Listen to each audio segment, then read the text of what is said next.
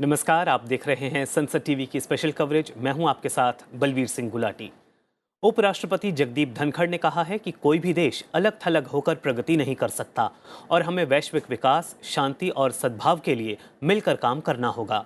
उपराष्ट्रपति निवास में फ्रांस इंडिया फाउंडेशन के युवा नेताओं के प्रतिनिधिमंडल के साथ संवाद के दौरान उन्होंने ये बातें कहीं। जलवायु परिवर्तन का उदाहरण देते हुए उन्होंने कहा कि इससे हमें ये एहसास हुआ है कि दुनिया एक है और मानवता के सुरक्षित भविष्य के लिए जलवायु परिवर्तन के खतरों का सामूहिक रूप से मुकाबला करना होगा। उन्होंने कहा कि भारत ने हमेशा वसुधैव कुटुंबकम के विचार को बढ़ावा दिया है। प्रधानमंत्री के कथन कि युद्ध किसी समस्या का समाधान नहीं है का जिक्र करते हुए उपराष्ट्रपति ने कहा कि हमें एक ऐसी दुनिया में रहना होगा जहां सहभागिता और सहयोग मुख्य शब्द हों। उपराष्ट्रपति ने दोनों देशों के युवा नेताओं से मानवता की सामूहिक प्रगति के लिए मिलकर काम करने की अपील भी की। If you look at the global scenario, India has emerged as a global power.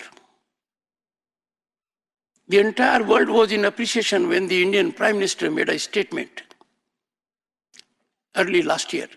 We are not living in an era of expansion. It's a great statement. It's a statement for promotion of peace.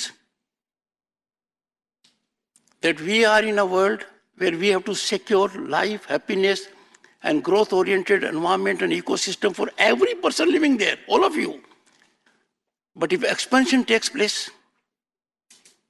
if countries start expanding their frontiers by use of power, force, or other advantages, that does not augur well for humanity. Now, I am reflecting on these aspects because they matter more to you. We will not be around here for long. You will be there. You will be working to save the planet from the challenges that are looming large. Climate change, hunger, health, education. We have to be in a world where collaboration, cooperation are the key words of human activity. उपराष्ट्रपति जगदीप धनखड़ और लोकसभा अध्यक्ष ओम बिरला ने जलियांवाला बाग हत्याकांड स्मृति दिवस पर देश के लिए अपना सर्वस्व समर्पित करने वाले अमर बलिदानियों को नमन किया है।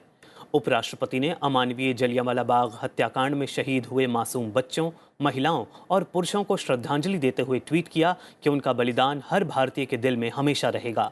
मातृभूमि की स्वतंत्रता के लिए अपने प्राणों की आहुति देने वाले जलियांवाला बाग के वीरों का भारत सदैव ऋणी रहेगा।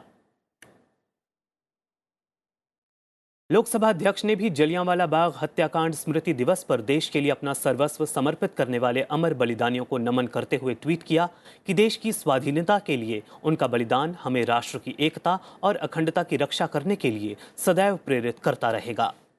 उपराष्ट्रपति जगदीप धनखड़ ने बैसाखी, मेषादी, वैशाखादी, पुथंडू, विशु, नववर्ष और बोहाग बिहू के अवसर पर देशवासियों को बधाई और शुभकामनाएं दी हैं। अपने संदेश में उपराष्ट्रपति ने कहा कि देश के विभिन्न हिस्सों में अलग अलग नामों से मनाए जाने वाले ये त्योहार हमारी विविध संस्कृति और परंपराओं के अभिन्न अंग हैं, जो एकता, सौहार्द और भाईचारे की हमारी अंतर्निहित भावना को अभिव्यक्ति देते हैं। आज जब हम प्रकृति की उदारता और लहलहाती फसलों के रूप में उसके उपहार का उत्सव मना रहे हैं, तो क्षण भर ठहर कर प्रकृति के साथ अपने संबंधों के बारे में भी सोचें। उन प्राकृतिक संसाधनों के संरक्षण और संवर्धन के बारे में भी विचार करें जो हमारे अस्तित्व को बनाए रखते हैं।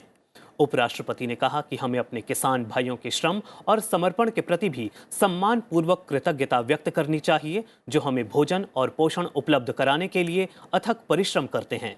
इस मौके पर उपराष्ट्रपति ने देशवासियों से एकता, विविधता और समावेश के उन आदर्शों के प्रति अपनी प्रतिबद्धता को और मजबूत करने की अपील की जो इस महान राष्ट्र को परिभाषित करते हैं। उन्होंने कामना की कि ये त्योहार सभी के जीवन में हर्ष, उल्लास और समृद्धि लाएं। फिलहाल हमारी स्पेशल कवरेज में इतना ही। आप देखते रहिए संसद टीवी। नमस्कार।